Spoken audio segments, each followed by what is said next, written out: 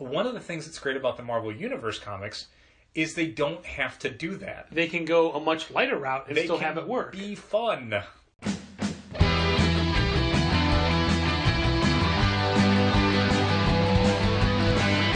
From Challengers Comics and Conversation in Chicago, this is Contest of Challengers. And now, here are Patrick and Dal. Merry Christmas. Merry Christmas. Contest of Challengers coming to you live, well, when we record it, not when you listen to it. Recorded live. On Christmas Day. Well, Christmas night. Christmas night, actually. Mm-hmm. Christmas is almost in the books. Yeah. And we are, for the first time ever, we're going to exchange our gifts on the podcast. Okay. Yeah. I hope that's not weird. I think it's a nice little peek behind the scenes and, okay. You know. Sure. So we each have a stack of presents sitting next to us. We do. My stack is significantly larger than yours. Correct. Both in number and in volume. That is true. Since you only have 2 and I have 18, do you want to tell me what you do first? Yeah, I mean, you can do them in that order. Okay. Top to bottom? Yeah, sure. Ooh. We've got... are there going to be guesses? Solid red wrapping paper. Yes. And it's clearly an action figure of some sort. Yes. And I'm going to say by the package, the design, the way I could feel inside, it is a WWE Elite figure. Yep. There was a year that you had gotten me Transformers Generations Leader Class Jetfire, and I knew it from the shape of the package. Yeah. I'm like, this is a Transformers figure. It's got to be Leader Class from the shape of the box. It cuts in, so it's got to be a recent Generations one. It's Jetfire. I want to say that was last year. And it was Jetfire. Last year or the year before, I can't remember. Yeah, I think it was last year. Okay. Yeah, last year you got Jetfire and Donatello. Okay. Yeah. All right. So I'm going to guess. Yeah. Based off of what I know I'm looking for, I'm going to say, and I haven't seen any of these figures out, because if I did, I'd have them. Right. I'm going to say Sami Zayn. Okay. I feel like guessing is just going to set yourself up for potential failure. No, I mean, if it's... Oh, wait, no, I changed my guess. Okay, what's changed my guess. I was saying Stardust. Okay, let's open it and find out.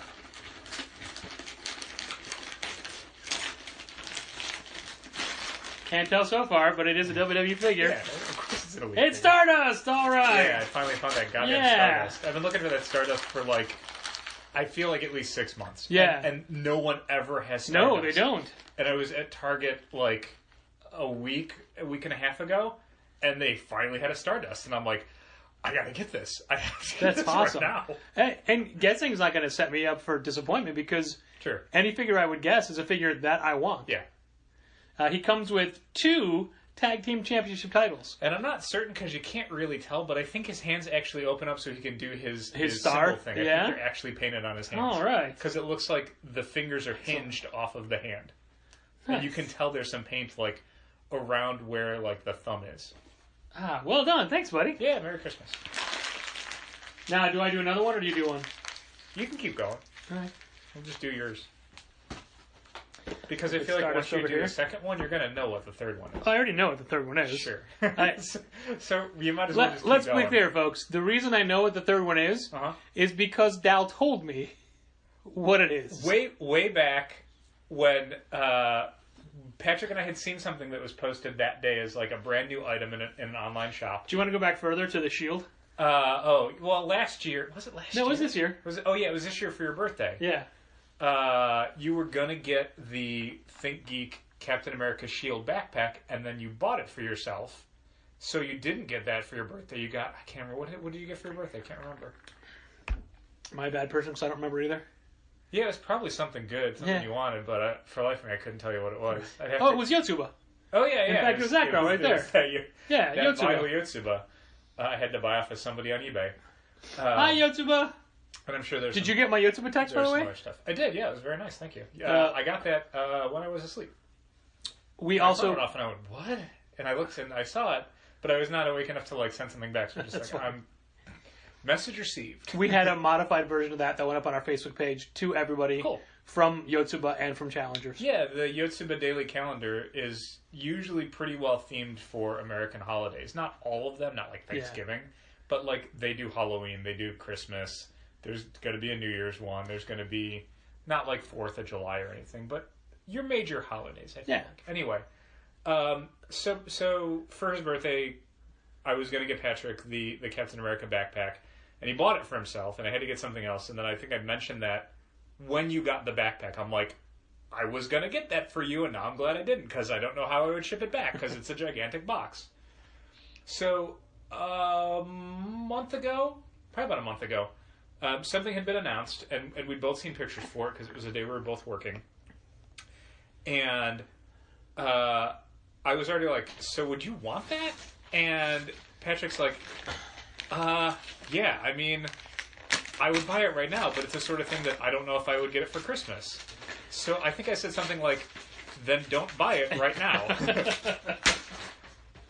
Oh, this paper is awesome. It's polka dot reversible. Yeah, I think I got that at Walgreens or Target or someplace. Nice.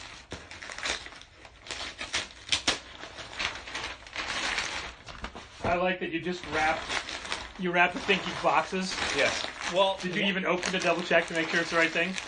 The top one I did. Yeah. I cracked it open just as a and that was, I think, just as a reminder, like the day after I got it. And you saw the box, so you knew what it was. I said, like, what are your bed sheet size? Like, what is it again? And you're like, full. And I'm like, okay, great. So they now make classy Pretty Marvel classy. Comics sheets. Yeah. And I'm holding in my hand the full sheet set. 1 flat sheet, 1 fitted sheet, 2 standard pillowcases. Yeah. And they are black and white Marvel designs. Mm-hmm. The pillowcases are the Marvel logo, but they're hollow with illustrations, and the sheets themselves are just all sorts of panels. Yeah, like And- full panels where you can, like, read dialogue and sound effects and Luke stuff. Cage gets it on. That one is the best. Right? Cats are vicious like I've never seen. Yank them off, they come back. Later for any jazz about cruelty to animals. Oh, Luke. And I was so excited when I saw these because they don't really do fun adult sheets. No, and these are, if you haven't seen them on ThinkGeek, I don't know if they're still available. I assume they are. I think they were exclusive to them. They are a really nice, it's all black and white line work. It's not full color. It's Right. not garish. It's, in its way, kind of subtle. Because from a distance, there's a pattern, but you can't really tell what it is. But when you get up close, you're like, oh, these are all comic book panels. And they're hopefully made well. Like, they were not, you know... They are super soft, so it says. And I mean, this isn't a boast or anything. They were not, like, dirt cheap ones Right. you would get at, like... Sure. Target or Dollar General or whatever. These one were of the things fairly expensive, not crazy expensive, Sure. super high count thread sheets, but they were not, you know, bargain basement. They that's were the thing. regular price. That's the one thing. Like, they give you the dimensions. They tell you that they're super soft. Yeah. It's half cotton, half polyester. Mm-hmm. They never say thread count, which is a thing that sheets always say. Yeah, I wonder if it's because you're buying these online from a vendor who's doing them exclusively. And frankly, if you're buying Marvel bed sheets, you probably don't care as much about thread count as you do the imagery on it. Now, as an adult, like when I first went away to college, Right. I had Voltron bed sheets. Sure. Which, by the way, worked great with the ladies in college. Sure. Now, at what point did you shout, "I'll form the head"? Inappropriate. Inappropriate. But with the exception of the Venture Brothers sheets that they put out last year for their Christmas episode, right? Wasn't it Christmas of last year? Something. I can't It was. remember. It wasn't a Christmas themed episode, but it was. I want to say it came out around this time. Maybe not. I It don't wasn't remember. the New Year's one, was it? Yeah, The, yeah, probably New I Year's. think it was New Year's themed because that was the whole thing. It was like Arn Gargantua 2 or whatever. Yeah. So I bought those sheets, and honestly, that's what I was going to get you this year Oh, yeah. because you had mentioned that you would have used them. Oh, yeah. But I bought mine immediately. Sure. I couldn't find them anywhere. No. I thought for sure I would, because I know they were limited, but Right. they were limited in that we have thousands and thousands way. Sure, but I mean, that might only last a few months. But I figured somebody would hoard them or resell them. Sure. Nothing, nowhere. Nothing at all. That's okay. Couldn't find them. I appreciate the thought. So I'm going to assume, is the Think Geek mascot a monkey? I guess. I don't There's a know. monkey here. I'm going to assume, and I didn't bring a knife in, so Right. I apologize for the sound, everybody. That's fine. I'm going to assume this is a companion. The final box I didn't wrap, one, because it didn't have any markings on the outside, and two, because it was so big that I'm like, I'd have to get another roll of wrapping paper to do this one. It's fine. It is the comforter that goes with these, and this is the thing that got my eye the most. Yeah. Because while the sheets are 100% comic panels, this is a classy. It's very subtle. It's a black comforter with just a strip of Kirby panels for the most part. Kirby, have you seen? Yeah. The exterior Luria. it seems like is going to be a just black, and the interior is going to be like a kind of gradation. It looks like. Yeah. Or maybe it's the other way around. Well, I mean, it's reversible, so it's whatever you want. Yeah. But then, yeah, just on the ridge of it, it's got Ooh, what's this? headshots by Kirby, mostly by Kirby. Oh, that is. These are perfect. These are exactly what I wanted. Thank you very much. You're welcome. You won't be as happy with yours as I am with mine. So mine are not Marvel bed sheets. Yours are not Marvel bed sheets, nor are yours, as I just said, Venture Brothers bed sheets. I assume that from looking at it. Is there an order these should go in? Well, there's I was going to say a big gift and a small gift, but they're actually both really similar in price. Okay. But a fun gift and a practical gift. Okay. So open the small one first. Okay. It is wrapped in Guardians of the Galaxy wrapping paper, and it has the tree monster saying, "I am Dal." That was nice of him. You'll know right away what it is. I still appreciate it. Well, I know you wanted it, so it's not like it's so bad. Oh, thank you. You're welcome. I had to pick the design and everything. Oh God, thank you. The amount is underneath the card, so I'm like, Oh, okay. oh, thank you. Oh Jesus, yes, thank you. That is going to come in very handy. Would you like to tell the listener what it is? It is a gift card to IKEA. It's a furniture shop that you can find in several cities in the country. I am currently buying a bunch of shelving and cabinetry, and so I am accruing as much IKEA store credit as I can so that when I go, I can buy a lot of things because I don't get out there that often.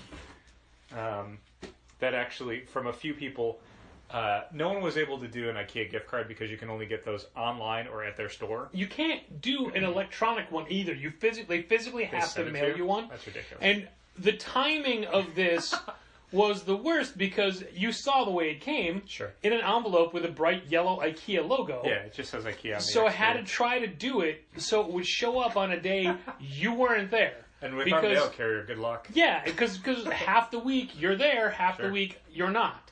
So I have to try to plan it. And luckily you work on a day there's no mail, so right. And it barely did. It barely squeaked in. Well, thank you. You're welcome. Yes. There were a few people who wanted to get me an IKEA gift card, but it just wasn't feasible for them, so they basically would send a generic Visa gift card or cash and a check, and it's all of that goes in the same pile that's going with me to IKEA. That's all. They're gonna get paid in so many different formats when I get this stuff. No actual monies. Here's a gift card. Here's a credit card. Here's a gift card. Here's cash. Here's a different gift card. And there's one other thing, and it is wrapped in WWE wrestling wrapping paper. I think I recognize most of these people. Yeah. That is Sheamus. Uh-huh. And you crossed off him shouting fella, and he says Dal instead. That is Dean Ambrose. To talk about this paper just for a second, Alexis Challenger was very excited to have seen that paper. Sure. And a friend of the store, Heidi, got something today wrapped in that paper from her mom, and her mom bought it just because. Isn't this paper ugly? Aw. Sheamus, Dean Ambrose, Yeah. Daniel Bryan. Uh-huh. Is that AJ Lee? Yep. Okay. Roman Reigns. Yes. The Rock. Yeah. John Cena. Yeah. Ryback. Yes. The Bella Twins. Yep. I think that's everybody. No. Is this Dolph Ziggler? I can't see. Who's this? Yep. Hey, I got him. I think that's everybody. Yeah, you got them all. And no Stardust. Oh, no. And Seth Rollins. Oh, okay. Good work. I think it's everybody. I did pretty good. I'm pretty proud of myself. The majority of the wrapping paper I used this year came from the dollar store, Dollar Tree. Yeah. And it's great because they have, along with traditional paper, they have Superman, they have Spider-Man, they have Guardians, they have WWE. Nice.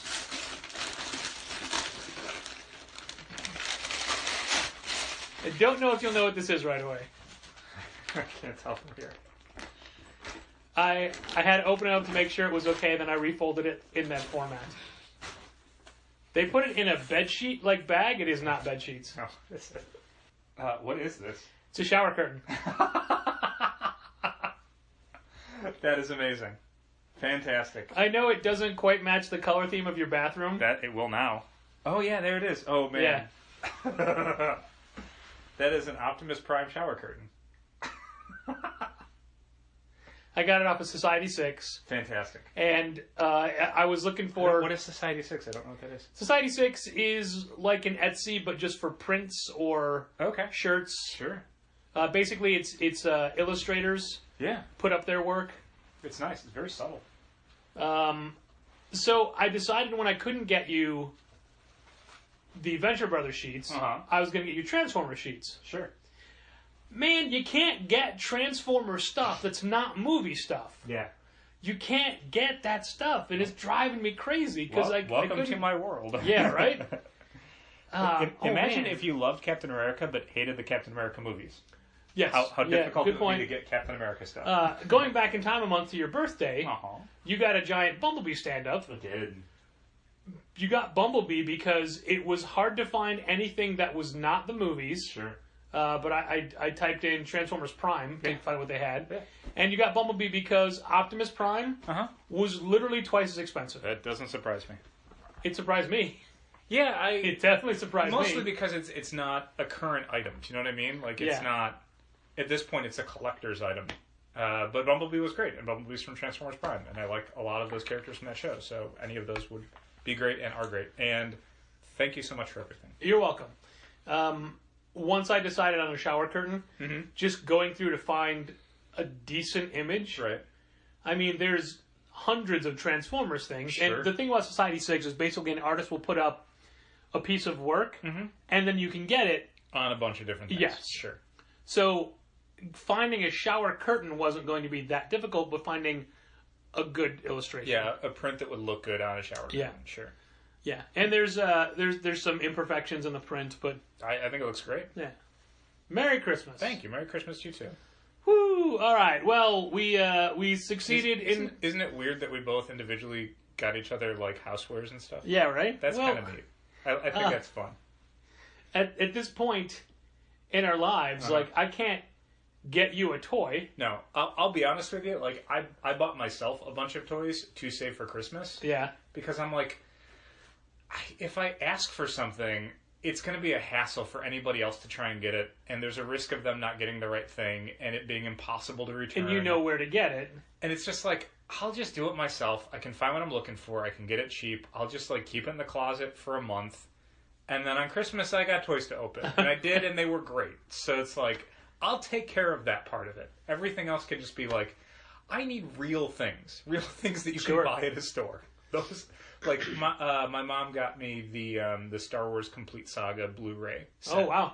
Which I really wanted for a while. Wait a minute. The Complete Saga? I know, right? They're liars already. I'd wanted it for a while, but it was just a difficult thing for me to justify for myself because I've seen those movies so many times.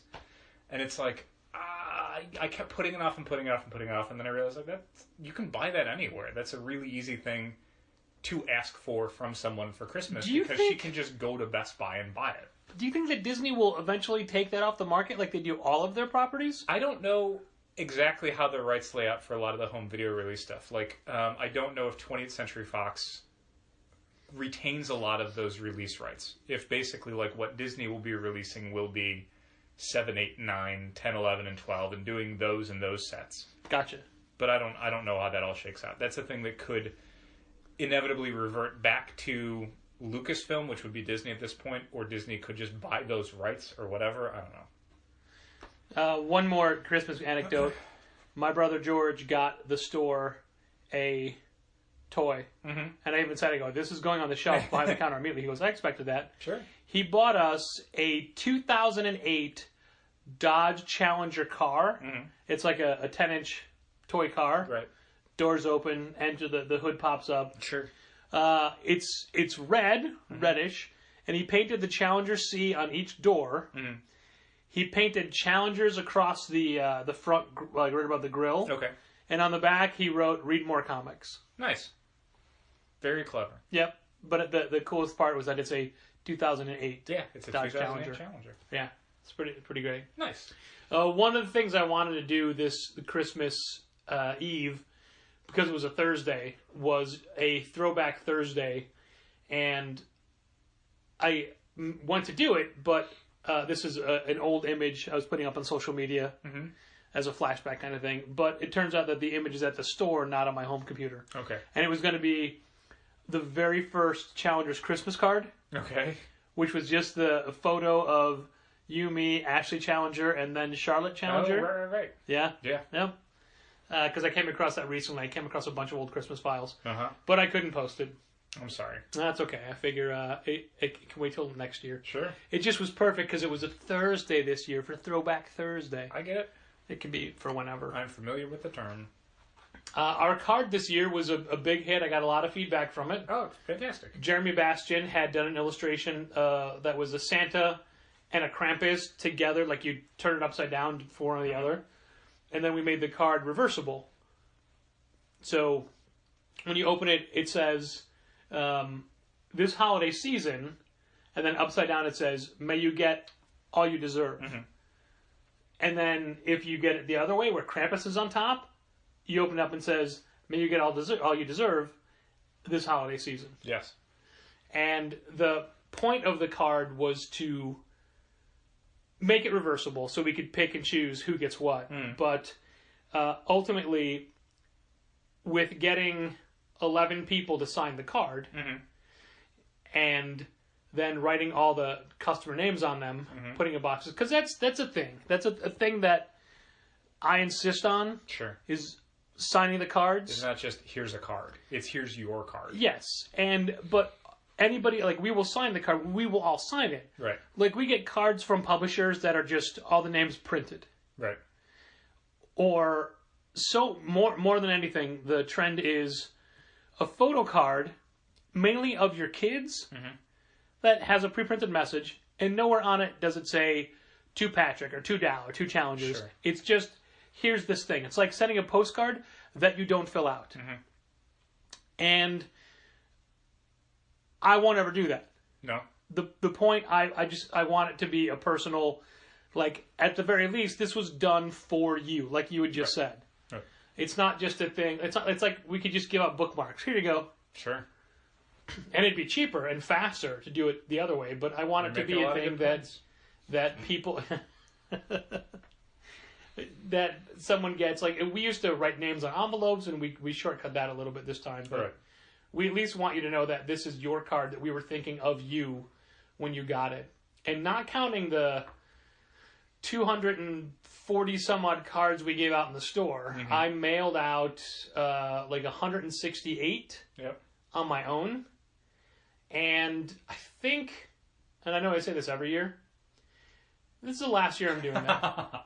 Said about a lot of things. I know, but just the sheer amount of time that goes into it, and it's not a question of, I didn't get a card back from people, but not even an acknowledgement. I think it's more a question of, I got all these cards back that I sent out to people. Yeah, I got a lot of returns because of addresses and whatnot. It seems like nearly every day there's like, here's 2 or 3 more cards that just came back from people because the addresses weren't right, or they moved and didn't tell you, or they left off some crucial piece of information about their address to make sure the card went to the right place. And you're like... Yeah, I can only send it to you where you tell me to send it. Yeah. So if you forget your apartment number, it comes back. Yeah. Or if a couple, like when I would get it, I would take a photograph of it and text it or message it to the person, just saying, hey, and then I'd get a couple, oh, hey, man, I'm sorry, we moved, here's the new address. One of my favorites was just, new Addy, without the follow-up what the actual address is. I guess it's for you to find out. Yeah. It's a Christmas miracle. So, and just the... it's not that I'm not going to send out cards next year. Right. It's that I'm not sending out 170 of them. Sure. Because you know how much money that is in postage? And these cards, printed on cardstock, and double-sided, weren't cheap. No, not this year. But I wanted to do a step above the postcards. Sure. Which, I don't know. I feel almost bad. Like, I'm like, It's not worth the money, because every year there's so much that I personally try to do for Christmas, whether it be a Christmas song, Christmas cards, Christmas party, whatever. But Sure. you can't force it. It just has to be natural. Yeah. I mean, the worst thing you can do is to do it because it's an obligation. Yeah. So, I don't know. I'll figure it out next year. Yeah, I mean, it's one of those things that I wouldn't make that decision now in haste, Sure. Think Like about everything we do. Yeah, think about it in July, see how you feel then. Because there's been plenty of times that we've done something at the store, it hasn't turned out like we wanted it to, or it didn't perform to our expectations, and it was like, never again. And then 8 months later, we forget why we said that, and then we're like, why don't we do this again? And sometimes it works out well. Yeah. Like, sometimes it's just when you're in the shadow of it being something that you regret or have misgivings about, that you can easily make a decision one year that you're not going to want to make the next year. So why put yourself through that? That being said, this is the second year in a row where we did not do Christmas Crisis. Yes. Our formerly annual tradition of staying open for 30 hours. Correct, because we're old now. We're old That's now, very and difficult to do. it's just that we have other family obligations, Yeah. and while we did it a long time at the previous place, and we did it several years at Challengers, Yeah. every year it was diminishing returns. Yeah, I mean, I think we were definitely grinding people out. Yeah.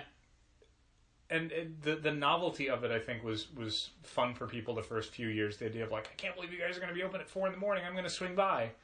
And then eventually it was just like, maybe I'll come by at 10 o'clock, and you don't. And then we're basically like sitting, watching movies in an empty store for 6 hours. And it's like, I could just be home right now. Like, no one's buying anything. No one's hanging out. Like, Yeah. I don't need to be here for this. I'd rather be in my bed. So yeah, I think the last year we did it, which was not last year, but the year before, 2013. 2013. We had just decided to stay open until like, I think midnight. Midnight or 2 or something like that, I want to say. Yeah, we were going to stay open late, but not all night. And even Yeah. that was like, by like 10 o'clock, it was a ghost town. So Yeah. we're like, you know what? We don't need to do something like this if no one cares. Right.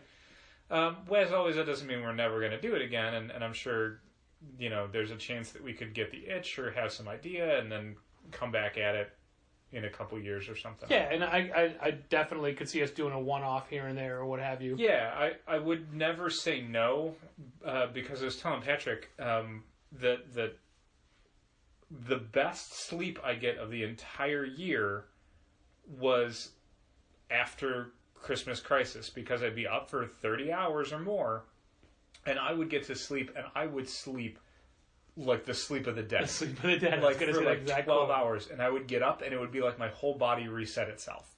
Like that morning, I would feel so good. Like there's just something about like the exhaustion, like flipped on itself once I got that sleep, and it was just like, I don't know, like I was at like square one, and it's like, oh man, I feel great. And then the rest of the year would just be downhill. And then, But it was different for me, because you would go from Christmas Crisis and go home. right. I would immediately go out to the suburbs to have a Christmas Eve thing with my family. Yeah. And then have to go home and do the rest of whatever I need to do for Christmas morning. And then get up and out on Christmas morning in time for Christmas breakfast. Yeah, that was pretty brutal. So it was a lot of... It wasn't the 30 hours that was the roughest part. It was everything I had to do It was the next after 12. that. Yeah. Yeah. Yep. So yeah, I don't know that we would not do it again. I think we need to figure some stuff out on it. Yeah. But yeah, didn't do it this year. We'll see. We'll see. We'll see. That's a thing that we've talked about before, but I especially am really bad at letting things go. Sure. Things that we do, Mm-hmm. letting it go. Like this podcast, we're about to get into our 7th calendar year of doing it. Yeah. We're well over 6 years of this podcast. Yeah. I constantly talk about ending Challengers Assemble because of how much work it is, and I had to do it when I got home last night on Christmas Eve. Yes. So next week's theme, and it'll still be valid when people hear this, is for New Year's Day. It's just a free-for-all. It's whatever you want to do. And part of me was like, and that's it. Uh-huh. We're going to go out with that. But I think I might just retool the timetable. Okay. And rather than make people have to turn it in by midnight, Thursday night, Friday morning, I might change it to it's due by 11 o'clock Friday morning. Okay. So that way I have to do it at the store. Yeah, you can work on it. At work And it's not instead of like at home. I got to get it up, but like at some point on Friday I can do it. So I'm not doing it in the middle of the night on my own time. Right. And I think that if I make that a regular weekly Friday task, I can justify it keeping it going. Sure. So yeah, I think we're going to do that. I think it's a really good idea. And I feel like Parker's pick is going to be winding down, but ultimately it is not my decision. Sure. I mean, more than anything, that's the thing that he would just age out of at some point. You know what I mean? Like, the novelty of it was like, let's get a little kid to do it. He ain't a little kid anymore. Right. He's got a girlfriend, Patrick. Yeah. I know. He's not a little kid anymore. Although, with it being Christmas, George got some things today that will aid in the creation of future Parker picks. Oh, cool. He got a GoPro. Wow. Yeah. Nice. And he was playing with it today, so... That doesn't surprise me. I've met George before. And my sister, Karen, bought something for all of our nieces and nephews to get, but Parker already had one, so I got his. Uh-huh. And it's the dumbest thing, and I'm actually very excited for it. Sure. It's a selfie stick. Yep. And right before this very episode, I tore into it because I wanted to make sure that he didn't want one, even though, right. I was told he had one. So I saved it till Christmas, and I took my very first selfie stick picture tonight. Mm-hmm. It's great. There's a reason why these are so popular, right? I guess. First of you all... always think when there's something like that becomes this kind of like semi-reviled thing, like you can't use them at conventions or festivals, or they're a nuisance or whatever. They're nuisance because everyone's using them because they work really well, I guess. Well, the reason that I think it's going to come in handy is literally for store things. Sure. For store functions or store videos. I want to, I was going to say revive, but it never got off the ground to be a thing, but the Challenger's Choice video series. Okay. But I think we'll do it in a much more relaxed way where basically I'll have a list of like 10 themes, and then when we work with different people, it'll just be like in one block film them saying 10 different things that they like of this list. And then I'll piece them together by themes and work about it. I don't know if this is feasible, but since everyone's got a phone, couldn't they just do it themselves wherever and then just send they it to could, you? but I like the store being the backdrop. Okay. I feel like that's a more concentrated, like... Okay. Yeah. Sure. But, I mean, worst comes to worst, sure, if everybody did it in front of their... Honestly, as soon as I said it, I realized the flaw is getting anyone who works at the store to do something on their own time. Like, having them do it in the store is the captive audience thing of like, all right, you're working, now do this thing, instead of sending out an email to 10 people and then having 3 of them actually get back to you. Yeah. I think what I'll do is when I have a list of like at least 5 themes, I'll email it to everybody. Then it'll be on us to say, all right, you're doing it today. Right. And they don't need to be anything more than... I think we'll get rid of like the top 5 or the top 3 or whatever and just be like a question. One thing. Sure. Yeah. And that way it doesn't have to be... It could be 10 seconds. It could be 20 seconds. It doesn't have to be a 5-minute exposition on my favorite guy, his astronaut's character or whatever. Something like that. But that's the thing that I wanted to start doing at the end of last year, and we did one. Yes. We did one. We did. But I think also, ultimately, a selfie stick is great for when you want to do it and there's nobody to film you. Right. Although I don't know if you can do video that way. I'm sure you can. You just press the video and hold it out. I mean, it's not like it's... Yeah, I mean, you could just trim that part later. Because, of course. It's got the capture button for taking a picture. I suppose if you set it to video and push the button... I don't know. I'll have to You'll try have to figure that out. Yeah. But anyway, I enjoyed that. And I think that'll be a thing that'll help the store. Terrific. Ultimately, I would like to think that.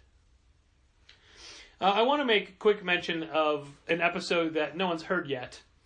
Last week, after we recorded last week's episode, we immediately went into our breakdown of The Force Awakens. And a lot of people are reviewing it and saying things online. And ultimately, when you listen to this episode, you're going to take away the fact that Dal loved it, and I liked it. Right. But I come off as being a lot more negative on it. I think it's just to bring balance to it, where I'm very excited about it and don't find many flaws. And if you're just like, yeah, okay, I guess. Like, what are we talking about then? Right. But in the ensuing week, since we recorded that, and it was literally a week ago, yes, I've seen so many articles where people are just shitting all over this movie. Yeah, that was bound to happen. And I'm not shitting all over the movie. No. I'm just raising questions. And again, like you said, I don't have the this is my childhood that I'm reliving kind of thing. So I just want to make sure that people don't think that I'm just automatically being negative on it. But I mean, I've read things where I'm like, man, well, and this guy's way out of bounds. Conversely, I'm not saying there are no flaws with it. There are things you can criticize the movie for that I think are absolutely correct. They don't bother me, and they're not a deal breaker. But if they are to you, then they are. Like, it's not that those flaws don't exist, it's that I don't care about them. Like, without going into any spoiler territory, one of the main criticisms is that The Force Awakens follows the pattern of A New Hope a little too much. And as I mentioned, I got for Christmas the Star Wars The Complete Saga Blu-ray collection. And so I decided, I'll start watching some of this. And I started watching Episode 4, A New Hope, and I'm watching it, and having seen The Force Awakens 3 times, I'm watching this, I'm like, wow, yeah, structurally this is basically identical. You could point at specific scenes and go, this is this scene in Force Awakens, this is this scene in Force Awakens. Like, if you just boil down the plot to 2 paragraphs, you would not know which movie I was talking about. If you filed off, like, pronouns and stuff. You're like, yep, that's, And so, again, that's a thing that doesn't bother me. And I think, without going into too much detail, there's definitely reasons to tell the story that way that are not accidental or mercenary. There are positive, beneficial things that happen when you use that structure, coming after 3 prequels. But again, if you're someone who looks at that and goes, all I can see is this other movie that's more of a classic than this one is, then you're not going to like it, and that's it. And there's no arguing because you don't like it. Yeah, that's fine. So anyway, we'll post that again at some point. I don't know when, but I'm probably in the next few weeks. Yeah, like 2 or 3 weeks at the most. On the one hand, I shouldn't be surprised that people were so against it, but there's a lot of people that I thought would love it. But anyway, I think some of that's just your standard. It's making all the money in the world and everybody loves it backlash. Like, inevitably, someone has to be, well, it's not that good, Sure. And again, some people legitimately feel that way, but some people, I don't think they feel that way as much as they want to be the devil's advocate. They want to be a voice of dissent. They want to be the one saying the provocative thing that everyone's paying attention to. And saying, I love Force Awakens is not a thing anyone pays attention to because almost everybody loves it. This is a thing that I wish had happened ahead of time so we could have talked about it on that episode, but there was a guy in the store who was talking to you about the movie, and all the questions he had about the movie were just so generic. And my question after he left, obviously not to him, was, did you even see the movie? Yeah, some of the things, so many of. There was specifically one that, like, his question was, and I can't say it because it would be something of a spoiler, but it was just like, my answer had to be like, yeah, you found out at the end of the movie. Like, that's the answer to your question. Like, it's not. No, here's one that we can say. Because people know that there's a character named Kylo Ren in the movie. Yes. He said, why didn't Kylo Ren get his Darth name? He's not a Darth. He's not a Sith. Yes. They're not Sith. He's a Knight of Ren. He's the master of the Knights of Ren. They explicitly say that in the movie, and there's a million places you can read that. Even before the movie comes out, they were mentioning... He's specifically not a Sith. No. That's why he can't get a Darth name. Yes. But all of his questions were like that were just... Didn't you watch the movie? Yeah. I mean, and some of them were just the generic things of, like, the questions everybody has, and it's like, we'll find out in a year and a half. Yeah. Like, I don't have a ton of patience or interest in a lot of the speculation of all the various mysteries, because it's like, there is no answer yet. It's not like a puzzle you can figure out.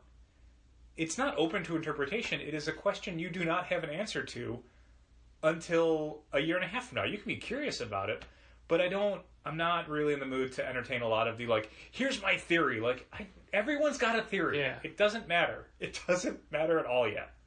Someone's right and someone's wrong. I don't know. So there's a Star Wars movie next Christmas. Correct. And then in 6 months after that. Wow. Yes. That was mostly because this one, Episode 7, was supposed to come out in the summer, but it wasn't going to be ready, so they pushed it to December. And then Rogue One, A Star Wars Story, will be coming out December of 2016. But then starting in 2017, they get back to the summer release schedule they wanted to in the first place. I see. So does that mean that there'll be 2 years in between each one? No, there will be a Star Wars movie every year. No, but I mean 2 years between the main plot line? Between episodes, yes. Yeah. So yeah, Episode 7 is 2015, then 2017 for 8, and then 2019 for 9. All right, so we just told a story about something that a customer in the store did. Yes. And I brought it up because I thought it was, A, a fun story, but B, like a can you believe this guy story? Yes. And we've been asked by Ryan Voss, by Patreon patron Ryan Voss, who may or may not be at a level at which he can suggest a topic. Yeah, he is, yeah. Then there you go. Yes, yes. That's one thing about Patreon that I don't understand is the interface doesn't necessarily tell you what level people are patrons at. You'll get an email that says, this person is at this level, but if I don't record that somewhere, when I go back into it, it just says, here are your patrons. It doesn't say what level they've pledged at. Numerically, this is how many patrons you have for each level, but not, if you've got 2 patrons at this level, it doesn't tell you which 2 of your patrons are at that level. So, for example, I can't remember who gets the shout out, the monthly shout out. I know there's 2 of them, and one is my brother George. We'll but I have to. I mean, I don't know the other one. Billed on the same day, right? The first of the month, yeah. So, the one we do after the first of the month, just write those names. I'll have to go through and check the emails, I guess. Sure. I was going to set up it's not like we have that many patrons. That's true. 6 currently, and thank you to all 6. Thank you to all 6 of you. But Ryan had suggested that we talk about things that customers do that we like. Sure. And lately we've been bringing up stories of awkward interactions, but mainly because those are memorable. I think that those are entertaining, and I think that's the kind of stuff people like to hear. With the question of, can you tell us what people do that you like, I think the answer is no. I disagree. Well, one thing that works in this question's favor is that it's the week of Christmas, so we can mention very nice things that customers did to bring us Christmas gifts, which is incredibly nice of them and completely unnecessary. Christmas treats. I really don't give gifts at the businesses I frequent for Christmas. I did one this year, and we'll usually give gifts to, like, the mail carrier if it's our regular mail carrier, our UPS guy. You'll sometimes give stuff to people at, like, the Expeditors. Yeah, we used to do like a cookie tray or whatever. Things like that. Sure. But we haven't in recent years. No, maybe we'll remember to do it next year. But anyway, it's not a question of remembering; it's a question of do they deserve it? So this year, there were a few customers that were very kind enough to bring us gifts and treats and stuff, and those were graciously received. We were very grateful to get them. I think ultimately what Ryan's question is he's asking us for stories that we've been telling, but that have a positive outcome or a thing where we're like, oh no, I'm glad you did this, or thanks so much, not in a, hey, you gave us stuff. Sure, no, and I, absolutely. And I think some of that just comes down to a thing that we've talked about before probably is like whenever someone tells you that they're a good customer, they're not a good customer. Because a good customer doesn't need to tell you that. A good customer is someone that basically you almost don't even notice. It's a very simple transaction process. They buy books from you, you sell books to them, and it's never like a hoop you have to jump through to make that sale, or a thing that you would have to go above and beyond for to make the same amount of money. That's kind of I think the basic thing that we're looking for is just a frictionless transaction. There's examples of, like last year, I got to meet Dee Snider thanks to Donald Claxon. Yes. But again, I feel that falls in the line of, look at this thing this guy gave me. Sure. I think that we need to have positive, like a specific, like not like saying, oh, when we recommended that this woman buy amulet for her kid for Christmas and they liked it. I think it needs to be a specific exchange or an event that ended in a way. Sure, I would say some of it's just down to my faulty psychology. Like, again, like a thing that's frustrating is a story I immediately have to tell. Yeah. You know? Yeah. Well, a nice thing that happens is just like, I water off a duck's back. Like, I don't... Well, I feel that's the same way with it conversation doesn't embed at all. In relationships. Like, you're... when we get together with people who work in the industry, all we do is bitch about the industry. Yes. We never talk about, like, a great book we read or whatever. Like, sometimes. No, we do that, but it's never... eventually. But the start of it is, you know, like, it's... If we all ran a bunch of different events, the thing we want to talk about is the event that didn't come off. Not the event that, like, made a ton of money and you know, was a barn burner. Like, if we're talking to other people in the industry, it's the thing where it's like, oh my God, nobody cared about this. And I don't know if that's just me. Like, maybe other people who work in other industries are like, oh my God, when I get together with people from the industry I work in, all we do is talk about how life-affirming our job is and how fantastic it makes us feel and how fulfilled we are in every aspect of our lives. Like, I don't know anyone like that. Everyone I know, when we get together, we talk about, like, the things that piss us off or the things that, you know, we resent or the things that are infuriating. Like, that's not the sum total of our experiences, but those are the ones that we want to talk about. Largely to vent. That's just whatever. But sometimes it's because you know that other person is going to understand what you mean. And when we do this podcast, we're not talking to you, the listener. We're talking to one another. Yeah. And so me saying, like, I had a great experience doing this thing is just... rubbing it in. It's a little boastful, I feel like, sometimes. But, you know, commiserating becomes like a shared experience. You know? Like, boasting is just something where you're either looking for, like, the most deeply felt empathy, where it's like, I'm really glad to hear you say that. I'm so glad you're happy. Which, again, is no one I've ever met. Or it's just someone politely sitting there, you know, feeling a mixture of, like, jealousy or spite that the thing you're talking about happened to you and not to them. But a horrible thing that happened is this shared experience. Is, oh my God, I feel super bad for you because I've had that happen to me or whatever. So, I don't know. I feel like some of the, why do you guys only complain about stuff? That's just... like, every conversation we've ever had is just complaining about stuff. I wish it weren't true, but it is. Specifically for the examples that we brought up last week, I took notes. Like, I would jot down a few words to remind me of the experience so we can talk about it. But I will go out of my way in the next week or so to do that same thing for positive experiences, and we can see how that works. Yeah, I feel like the stuff that you bring up is stuff that's usually more like, you have to make it known almost. Like, it's a thing you want to talk about. It's a thing you want on the record. My stuff, I feel like mine is usually a little bit more, like, absurdist or something. Like, the situation isn't frustrating or infuriating. It's, like, inexplicable. Can you believe that? Yeah, it's the, you're not going to believe this, but here's a story of what happened. You know, it's not, can you believe this guy sort of stuff. It's, I don't even know why this happened. Like, why is this happening? But maybe I'm skewing my memories. Maybe I have just as much horrible stories as you do. And I'll be perfectly honest. Over the years, we have been told several times by people that we get too negative. Sure. Too negative about the business, too negative about the industry. I feel like we hear it more about, like, too negative about our financial situation. Yeah. That's the one that usually comes up more, is the, like, how are you guys doing? Because we'll make really, like, maudlin and gallows humor style jokes about how little money there is in comics retail. But they're also true facts. Absolutely. So, yeah.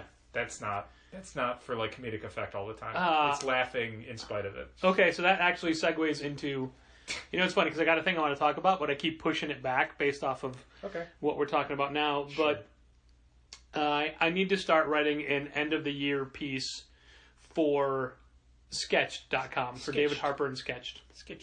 And in starting to do the research, I came up with, and you and I had this conversation last night. I'm like, man, I should have just pressed record and then started talking about it, It's because okay to have conversations outside of the podcast. I know, but these are things that I'm like, I wish we could talk about, just because to bring them back up, it's not as genuine or authentic, and we'll forget points. Sure. But ultimately, in this calendar year, and granted we've still got a full week of sales left to go in December, Yep. I'm fairly confident we will tie or beat last December. I think we'll beat last December. And looking back over the rest of 2015, July was down from 2014, and so was September. Mm-hmm. But that's only 2 down months out of 12. Right. That's pretty great. I think so. mean, we want them all to be up, but ultimately we were up 10 months out of the year. I think that's great. Now, doing the exact math, we are up about 3.5% from last year. Mm-hmm. Not a huge number. No. Not even a cost of living increase, which would be, what, 4%? I think that's what the going yearly... I'll take your word for it. Yeah, I believe 4% is the correct number. So we're up 3.5%. But again, up is up, right? That's great. Yeah, better than down. But then I calculated just our diamond cost, which, let's face it, is 90% of what, 85% of what we buy for the store. Well, 80. Well, whatever. I don't know. I think 85 to 90 is pretty much in the ballpark. This And year, anyway. We are up... We spent 7.65% more than last year to make 3.5% more. Yes. And that is not the most economically feasible way to run a business. No, although that said, when you're talking about percentages, like, those percentages don't mean the same thing. Right. 7.65% of what we spend, an increase on our spend, is probably less of an amount than the 3.5% sales wise we did this year. Correct. Do you know what I mean? Yeah. So that number is deceptive. I feel like it's not an apples to apples comparison. No, but it is money to money. Absolutely. I mean, you would like to see the percentage of sales increase outpace. I mean, ultimately, you'd rather spend less than last year to make more than last year. That would be great. But that's pipe dream. I don't know. Yeah, I don't know if that's 100% possible. So what we're saying as far as the year goes is, it was a fine year. It wasn't a great year. It wasn't a bad year. It was a fine year. Yeah, and fair. I guess I should say fair to use comic grading. Sure. It was a fair year. I thought it was a good year. I think it came out better than I'd feared at some points, because I was very skeptical of how the industry would deal with the months off that DC and Marvel were taking from their monthly superhero universes. DC was off for 2 months for Convergence, and Marvel was going to be doing its Secret Wars event for the summer that was going to displace a lot of the normal comic sales. Marvel was more of a risk for us because we sell way more Marvel than we do DC, and they were going to be off the rack for longer. And a lot of what we were seeing from the initial listings for Secret Wars were not very encouraging. They weren't books that we felt like we could sell a lot of. So I think being up at all is great, and it's a testament to how strong the Secret Wars line was, that it retained a lot of sales. Obviously, like, it running late didn't help the main book nor the tail end of the tie-ins, especially the ones that were coming out in the midst of all new, all different Marvel. But for the summertime, it was a very, very strong brand. DC Convergence did okay for the first few weeks, and then definitely tanked in the second month. And the DCU stuff... Convergence was May and June? Or April and May? I thought it was March and April, was it? I don't know. It's been a while. I was trying to see if July was the first month back to DCU. No, it was April and May. It was June. June was back. Because I was going to say July was the first month we were down because of all the DC people not coming back after Convergence. Yes. But no, it was June was their right, month because back. the Free Comic Day comic was the preview of the DCU stuff. Yeah. The Robot Batman and all that. Yep. So yeah, all of that stuff.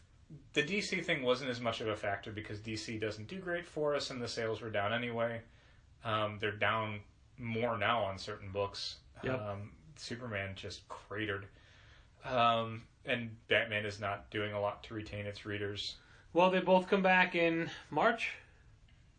They both come back in March. Superman to full power and costume. Oh, yeah. The 50 Bruce issues. Wayne to costume. Yeah. With $4.99 issues at that. Yep. No, the big turnaround for DC has been Dark Knight Returns. That's the only thing it seems like it's selling consistently and bringing customers for those comics. And that's great because that's a $6 book and we're selling a whole bunch of it. So that for a company that is not doing super great, you can tell the difference when an issue of Dark Knight comes out. It's just a shame that they're retreating back to their only real formula, which is more Batman stuff. Yeah. They've tried a bunch of other things. They never work.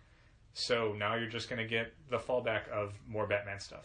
Well, now that they've announced that they're doing bi-weekly over the summer, but they haven't said which titles. It's going to be Batman. But do you think it can be Batman? It's going to have to be Batman. I expect it to be Superman, maybe. That's the thing, though. Like, those other books... But it can't be Scott Snyder Batman. No, well, they'll figure something out.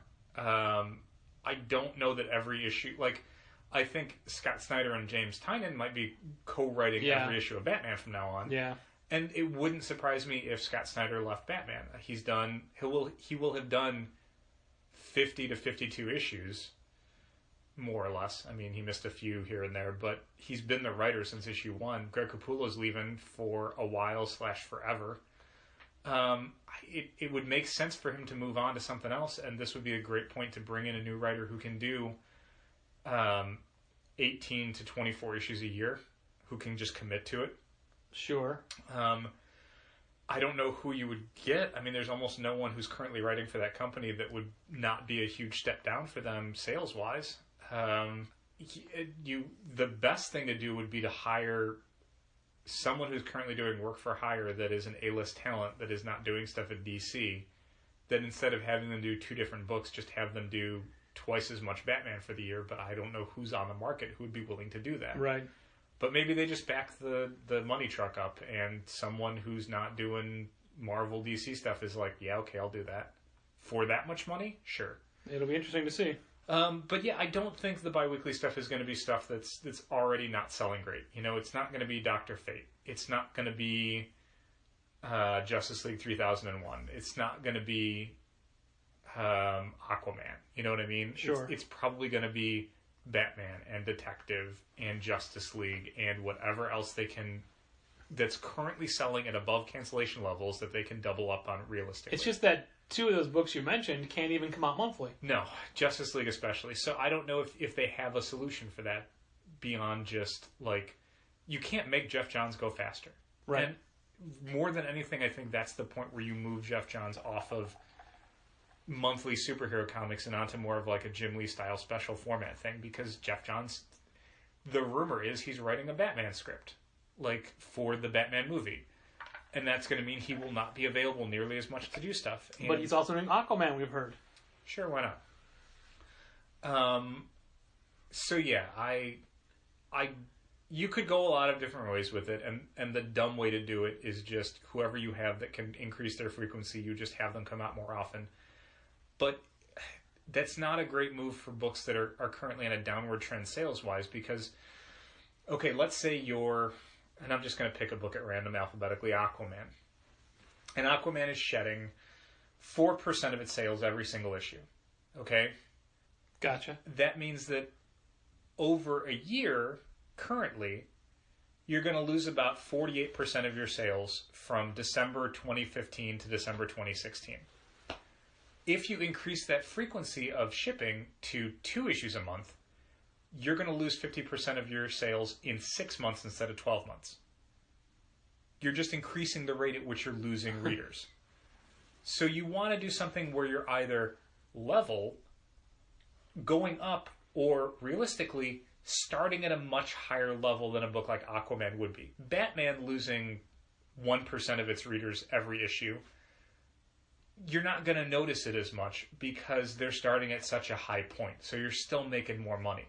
But a book that's on the cancellation bubble or just above it is going to find itself well below it way faster than you would like it to. Yeah. So bookkeeping-wise, you kind of want to make sure that the books that you're shipping at a higher rate of frequency are books that are doing really well right now. Yeah, that makes sense. So yeah, I feel like that's probably where you're going to find some of those books. Or they could just do the Batman Eternal thing of just make up a bunch of books that can come out more often, but that's not gonna do great for you because you're starting with a sales level of 0 until you tell people why they should buy it. Instead of starting at a sales level of like 35 or 40,000 copies, which is a number that you can figure out when it's going to be unprofitable to publish that book. But yeah, Batman books. It's all going to be Batman books. I'm not even kidding. It's going to be Batman and Detective and Batman Superman and whatever other Batman stuff they can figure out. A new Nightwing series. Sure. Which I actually think will happen after Robin War. Yeah, a new Nightwing series, Robin. Suicide Squad probably. With the movie coming out, they'll probably want to do Suicide Squad more often. Harley seems, they've talked about doing that to Harley before. It seems like it would be a smart move because Harley's a reliable brand for them now. Yep. Yeah, maybe some of the headliners, Wonder Woman, Green Lantern maybe. I don't know. Those books don't do super great, so that would go back to, I don't know if I would do those as books. Do you think Hal's getting the regular costume back at 50? I would say anything is in play now because looking at the DC line, there's so much that doesn't work. Yeah. That I would hope that 2016 is the year where they figure that stuff out again. Bring it back home, everybody. Yeah, there's a bunch of books that are very, very weak for them that probably shouldn't be. And if I was an editor at DC Comics, I would start making plans for how to get those books back on track. Because what you're doing right now is demonstrably not working. Well, all right, I want to shift gears to a book that came out last week that I thoroughly enjoyed, but it's causing questions or other opinions throughout the industry. Consternation. Consternation is a good word. It's a fun word. And that book is Patsy Walker AKA Hellcat. Exclamation mark. Now, I had high hopes for that book. It's written by Kate Leth and drawn by Brittany L. Williams. Brittany A. Williams. Brittany L. Williams. I thought it was A. So, okay. Trust me, I had to look her up on Twitter to follow her. Okay. Her Twitter account, by the way, is called at Another Brittany. Another Brittany. But there's a lot of Brittany L. Williamses. Okay. And I had high hopes for that book. Hellcat is a character that was a major player in the She-Hulk book, which it was an excellent book that we raved about for forever. Yeah, and Patsy Walker is very fun in that comic. Very fun. So this book comes out, and I thought it was great. I thought it was wonderful. I thought it was fun. I thought it was just happy, and it's an exciting book. Yeah, it's a goofy, charming book. It's definitely like way closer to like the Squirrel Girl, Howard the Duck end of the Marvel Universe than it is anything else. Like it's way goofier than She-Hulk was. But it's endearing because of that. Yeah, there is a sense of enjoyment about what's going on. Like Patsy Walker is a character that doesn't make great decisions, but she has a real enthusiasm for the bad decisions she's making or ways that she can help people. Even if she's not super well suited to it, like she wants to get better at it. She wants to help people as a hero. And that's not necessarily always like punching out monsters or stopping supervillains. Whereas Hawkeye always makes the wrong decisions in his own book and has to deal with it, and it's all dark and heavy. When Patsy makes a wrong decision, she owns it and works with it. Yeah. But anyway, I thought it was great. And somebody on the boards posted, don't you think that they're marketing this book the wrong way, seeing as how Patsy Walker, albeit Trish Walker, was just in Jessica Jones? Shouldn't it be a dark adult book? And that got a lot of conversation going, and my stance is, no, it's perfect just how it is. It really is. And you could try and do that, but that character wasn't already positioned towards that in her previous appearances. So for people who are reading Marvel Comics, going a dark Hellcat route, I don't think it would suit where that company is as a publisher right now. I don't think it would suit where that character was prior to her solo series. And I don't know that people who are watching the Alias show would read the book because of that. Like, if you're not even doing a Jessica Jones series off of the back of the Jessica Jones TV show... That was going to be my point. Why would this bring The Jessica readers? Jones series got canceled after 28 issues. It didn't last. And Hellcat wasn't in that series. And if you wanted to do something to tie into the show, Do another Jessica Jones series. Do another Alias. Right. Don't. I haven't finished watching the Jessica Jones TV series, but from what I'd seen in it, I don't know that you could do a comic series based on that Trish Walker character. Yeah, that Trish Walker is not and never has been a superhero. I mean, it would be like doing like a Howard Stern comic. Like what is the story? Like they go on the radio and they say things and they go home. Like what is the narrative? She has the same backstory as Patsy Walker does in the comic. Right. But as an adult, she wants to distance herself from that, and that's why she's Trish and not Patsy. Sure. But I just mean in a basic, like, she in the TV show that I saw, she doesn't wear a costume, she doesn't fight crime, she doesn't have any special powers. Right. She wasn't married to the son of Satan. Nope. She's never been part of a superhero team. Nope. She doesn't know She-Hulk. Like, all of these things. Like, what do you have then? You don't have enough to do a comic off of in the Marvel Universe. And one of the things that's great about the Netflix shows for the Marvel Universe is that they can go a much darker route. One of the things that's great about the Marvel Universe comics is they don't have to do that. They can go a much lighter route and still have it work. Be fun. I mean, if you want darker comics, Becky Clooney's doing a Punisher comic that's going to come out in a few months. You know what? It's going to be plenty dark. Yep. Go read that one. So one of the comments that got me thinking the most was another store owner said that all 3 women in his shop read the book and hated it, thought it continued Marvel's trend of marginalizing women characters and not giving them any sort of serious conflict. Mm-hmm. And I was taken aback by that. Sure. But I haven't talked to any of our girls to see if they like the book or not, because it just came out. Yeah, I would disagree with every one of those statements as far as what I thought of the book. But honestly, like, you're going to have a hard time convincing me that a book is systematically marginalizing female characters when it's created by 2 women. Yeah. And I don't know on the editorial staff if there's more women involved. There's a lot of female editors at Marvel. So if you're telling me that this is contributing to, you know, an unrealistic or insulting portrayal of a gender, I don't know that you're going to get a lot of traction with that argument. And honestly, if your sample size is 3 people, even if they all agree, I wouldn't say that would speak for a gender. Sure. I would say that those 3 women didn't like it and had problems with it. Similarly, I'm sure there were women who didn't have problems and did like it. But in the same way that I wouldn't say that because you and I both really enjoyed it, all men love Patsy Walker AKA Hellcat ! I don't... Just because you're a gender doesn't mean you're necessarily, like, signed up for a newsletter that determines your views on everything. Men are going to like stuff that other men don't like. Women are going to like stuff that other women don't like. You've not built a consensus. You have 3 people who have said they didn't like it. I don't know what to tell you. So I reached out to a woman that I know who bought it, and she liked it. She didn't like it as much as I did, but she liked it a lot, and she liked it because of its brightness and its funness. And she didn't agree with the marginalization factor either. And as far as serious conflict, like what is that supposed to mean? Do you want her to fight Ultron? Which she's already done, but I think, without giving the story away, what she's trying to do is a pretty serious thing, and its repercussions could help a lot of people. And what better conflict than trying to set this up? Yeah, and if you want to look at female characters at Marvel who do have, you know, real superhero conflicts, you can go read Unbeatable Squirrel Girl, where she is fighting Doctor Doom right now. You can go read Captain Marvel, where she's going to be fighting space monsters or whatever. You can go read Spider-Woman, where she's fighting Skrulls. You can go read Spider-Gwen, where she's fighting the Kingpin of Crime or Daredevil. And Lizard People. Or Lizard People or what have you. You can go read Ms. Marvel, where I can't remember who she's fighting right now. Hydra. She's fighting Hydra right now. Like, you can go read that.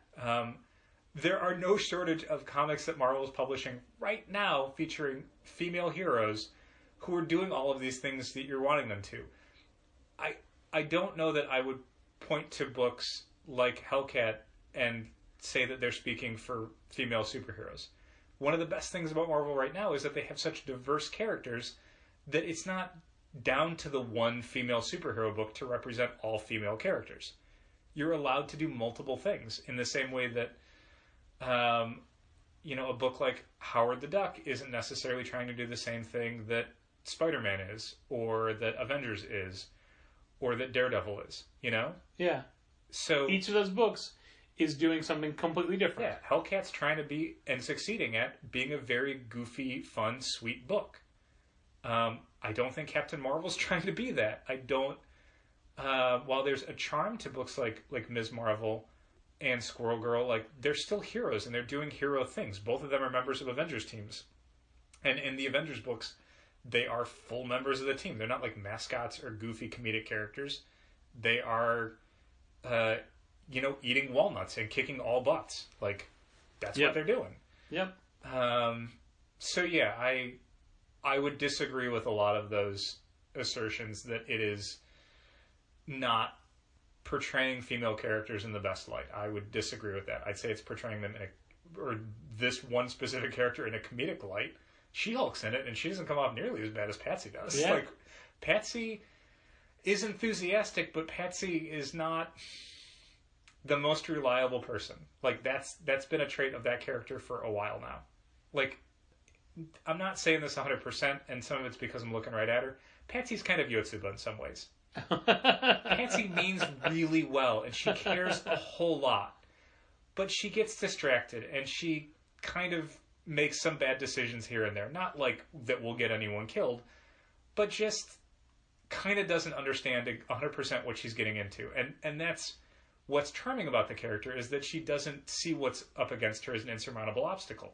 It's something she just has to figure her way out through. Yep. So while other people would say, like, give up, this is a fool's errand, she's a fool and this is her errand. Like, so it works. I found the Hellcat book not a perfect comic, but I thought it was really fun, and I really liked the approach, and I thought they executed their vision for the character very well. And I I'm liked it sorry very if much. that vision was not what every reader wanted. No, I think every reader does want the Vision book. It's so good. It's so good. I really enjoyed Hellcat, and I would very much like it if people bought it and tell me what they thought. Sure. Because I like it a lot. Yeah, I think it's a sweet, charming, fun book. Lastly, what I have for this week is Gentle Giant. Gentle Giant, the toy production company, they had started to put out a line of 12-inch tall replicas of toys from classic toy series back in the 80s.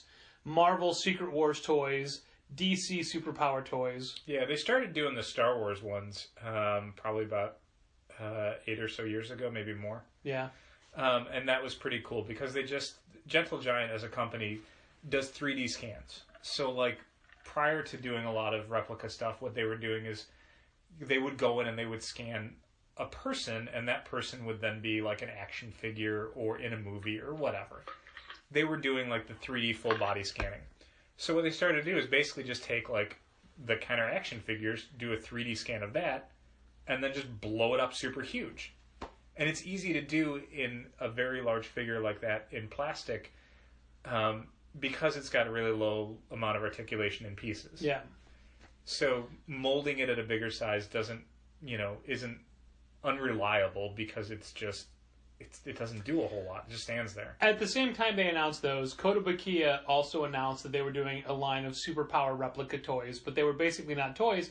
They were statues based off the Kenner Superpowers toys. Yeah, with like way better sculpting, like way more detailed sculpting, and like some, like Superman has a cloth cape, Robin has a cloth cape, and they're posed in the way that they were as the action figures.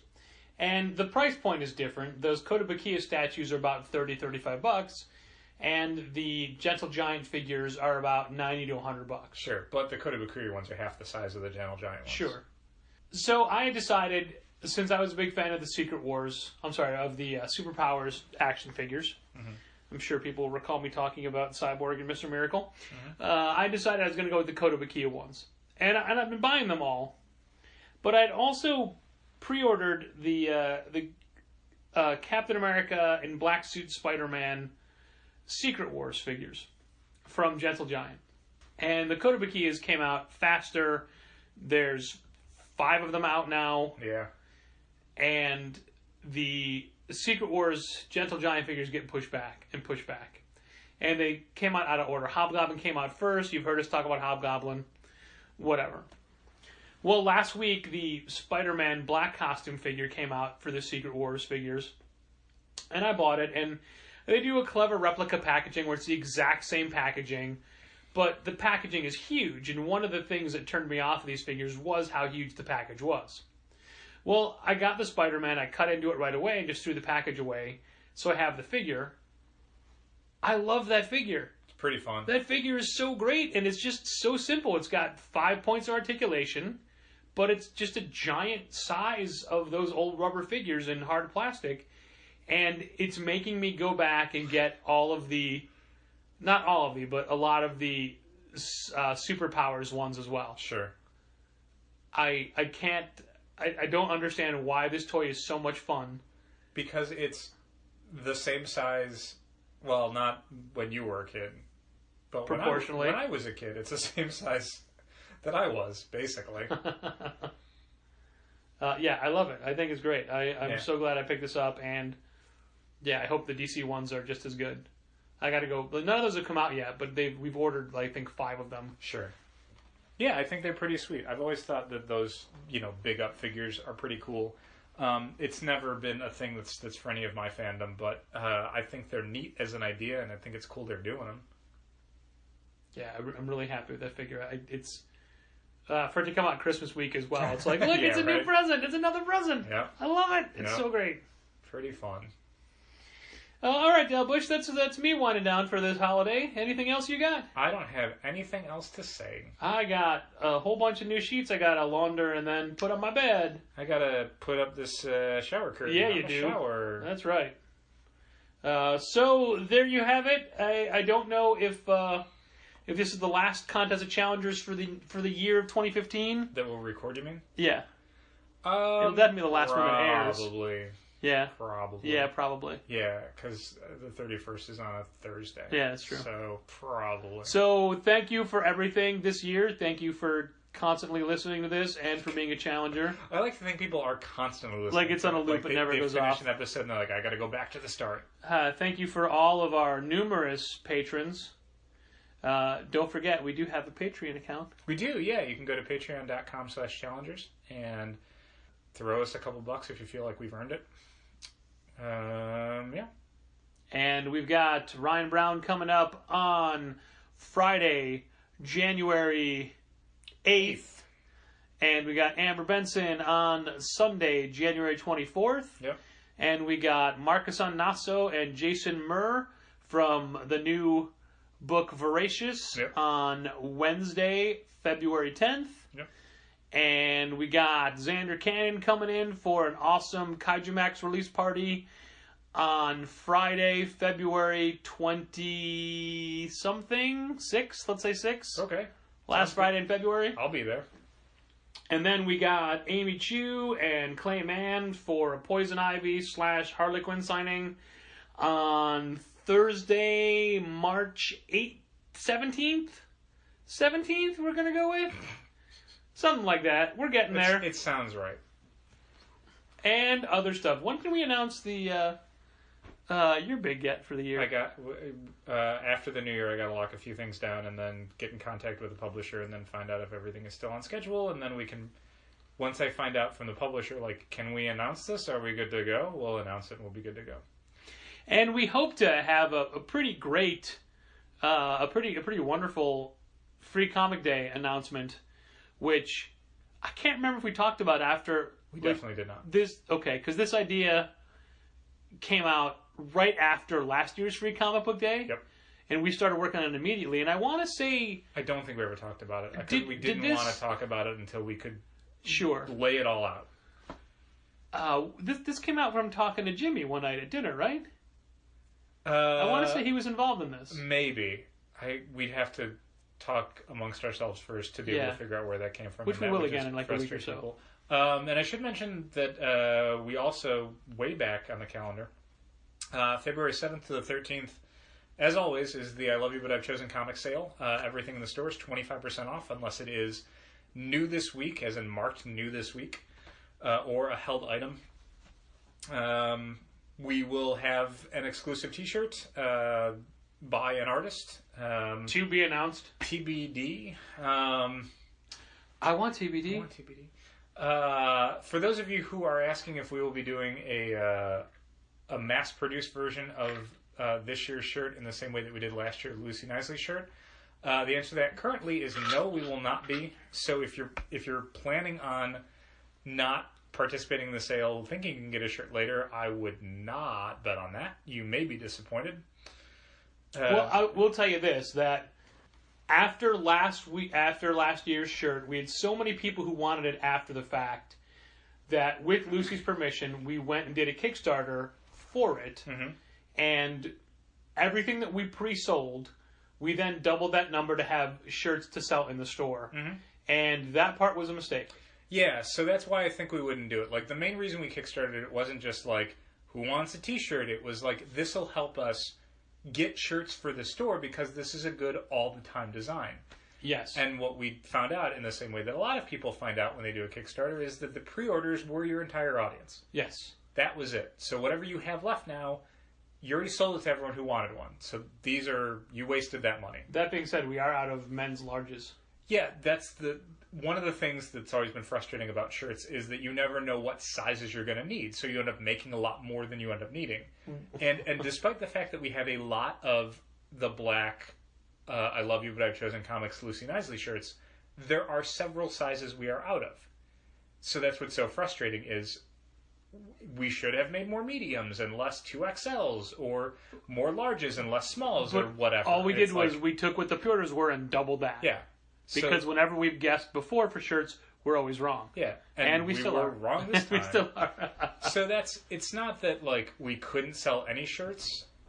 If we did more, it's that we could not make a profit selling shirts if we did them again. So we're going to go back to being just a thing for the sale. So if you participate in the sale and you spend more than $100, you get a free shirt. That's probably going to be it. I'm not laying that down in stone, but I'm saying that's where our head's at right now, and I don't really see much changing. But in the next few weeks, we hope to be able to announce exactly who's doing the shirt and maybe show have you a the picture design. of it. That would be great too. Yep.